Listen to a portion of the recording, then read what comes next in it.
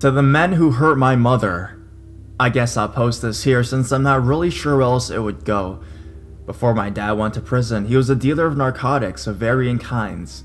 I remember moving all across the Dallas Metroplex from one hot house to the next.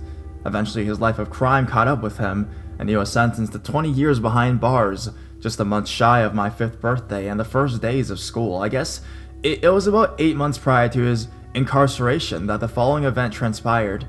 Now, before going any further, I should say that my dad was rather braggadocious about his behavior. He had a small group of loud-mouthed cronies that leached off of him, and he was never shy about flaunting his money. I guess in hindsight, he would have realized the target he was putting on his back, but in the moment, he was living too large to care. The night in question I remember vividly in detail. It was chilly outside, and the heater inside wasn't doing a good job to quell my shivers. As such, I was wearing a coat and bundled beside my mother on the sofa in the living room, which sat on the wall adjacent the front door. My middle brother, who was nearly 2 at the time, was on the carpet in front of us playing with toys, and my dad was on the other end of the couch counting what seemed to be a large stack of $100 bills. My mother was telling me a fairy tale that she was making up as she went along, and I was rubbing her belly as she was currently pregnant with who would eventually be my youngest brother. All of a sudden, boof, boof, boof. The front door to my right is kicked from its hinges, and 3 men in ski masks bust in through the empty frames. Guns drawn, they began shouting orders. Get on the ground. Get on the fucking ground. Everything started spinning, and time seemed to move, as my slow mind tried to grasp what was happening. One man stood watch, pistol pointing towards us, as the 2 others ransacked the house looking for my dad's stash. Frustrated from a fruitless search, they trounced back into the living and grabbed my pregnant mother by the arm and pulled her into the hall. They were screaming at her to tell her where the goods were, and through sobs she informed that they were at a safe in the bathroom. They made her lead them in with the keys and then back to the safe, where at gunpoint they forced her to open it. Unfortunately, her hands had begun to tremble, and as a result, she wound up dropping the key down and into the air vent below. Infuriated, the masked man behind her bashed the top of her head with the butt of his pistol, causing her to faint from the impact. The injury she suffered still haunts her today in the form of seizures and a paralyzed left side of her face. The next thing I see is the man violently dragging her by the hair out of the bathroom and into our playroom at the end of the hall. The other 2 men whirl my father, brother, and I up off the living room floor and attempt to lead us to the same place as my now unconscious mother. However, my brother was screaming, terrified, and didn't understand what was happening. The same man who drugged my mother stomped onto him, and once again took a fistful of hair and proceeded to roughly yank him into the room with us. They had us all lay face down on the hard wood, and left the room as they turned their attention to the safe, occasionally stepping back in to ensure we were obeying their command and to remind us not to fucking move. I remember not being scared anymore. I saw my Power Wheels truck beside me, and thought that maybe I could run them over with it. I didn't realize the gravity of it all, of my mortality, and the very real possibility that they could kill us.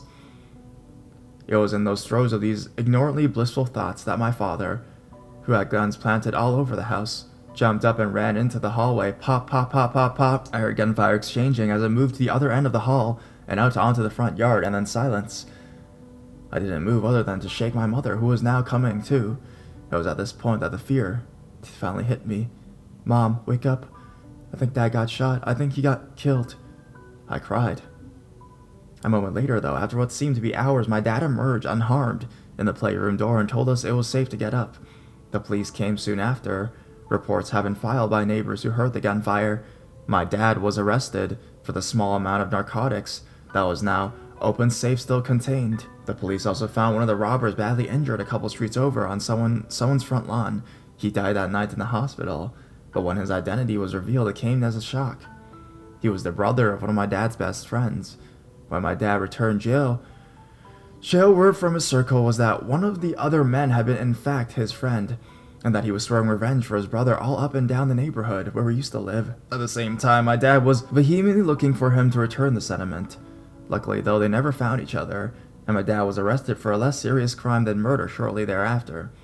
But I never knew what happened to those 2 other men that held us up that night, and God willing I never will. So, to the men who cowardly robbed us and permanently scarred my mother for the sake and yours, let's not meet.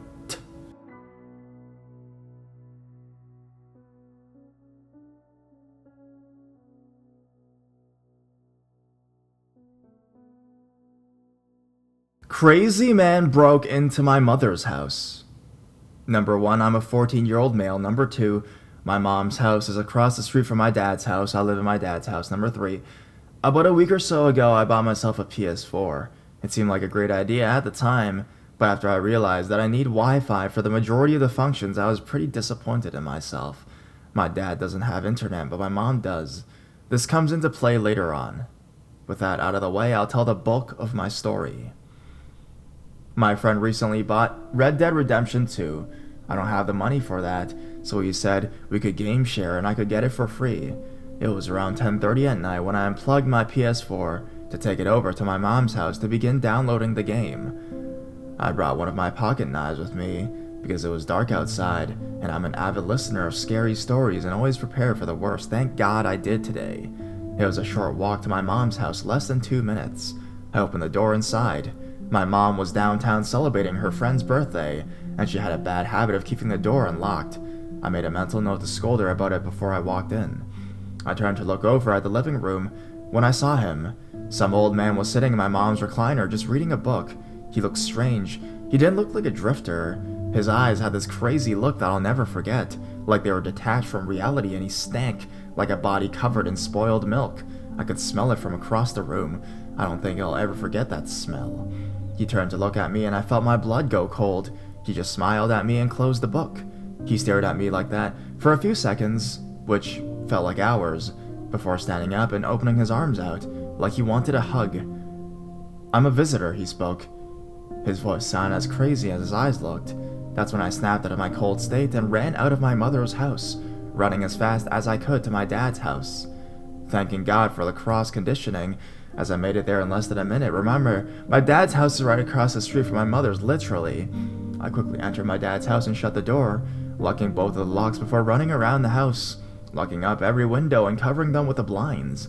I placed my PS4 that I held onto when I ran, stupid I know, down on the couch before dialing the police and telling them the details of what happened.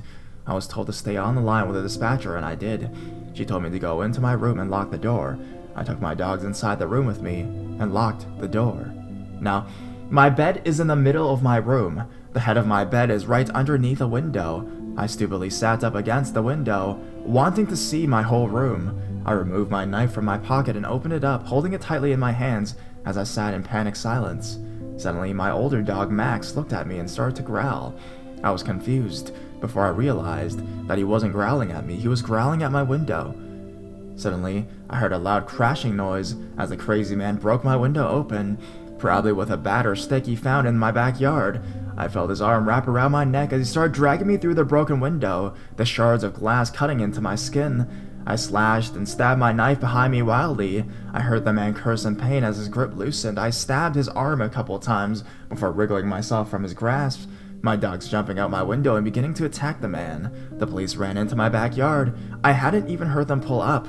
I grabbed my dogs by their collars and pulled them back. I wanted to let them attack the man. I wanted to let them kill him, but I didn't want to get in the way of the officers. The man was cuffed and placed into the patrol car.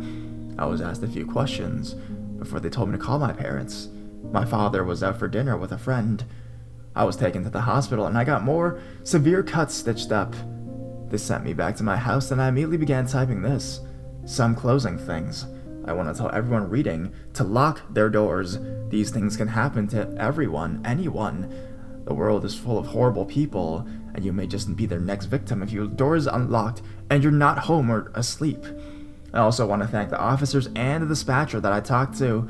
The dispatcher helped keep me calm, and the officers got the man cuffed and in the car quickly, and were very kind to me when asking me questions. Lastly, I want to thank the scary story reading channels like Mr. Nightmare, B-Busta, Your Maker, Corpse Husband, Unit 552, and some more.